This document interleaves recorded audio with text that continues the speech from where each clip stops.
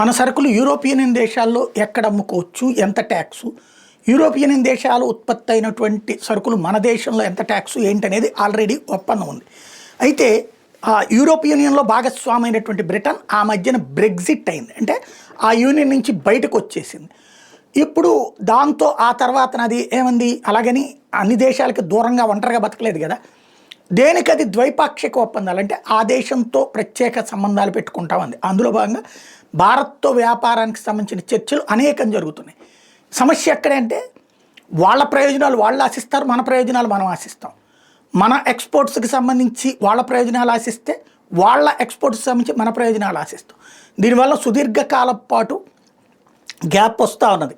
మన దగ్గర ఎక్కువ ఉత్పత్తి అయ్యే వాటిని వాళ్ళు కూడా ఉత్పత్తి చేసి అవి మన మీద రుద్దుదాము తక్కువ రేటుకి అనుకుంటే మనం ఒప్పుకోం. ఎందుకు, మన ఇండస్ట్రీస్ బాగుపడాలి. అలాగే వాళ్ళకి అట్లాగే ఉంటుంది. ఇప్పటికీ ఒప్పందం దారికి వచ్చింది కీర్ స్టార్మర్ ప్రభుత్వంతో అన్నటువంటి విషయం తాజాగా అంతర్జాతీయ మీడియా చెప్తోంది.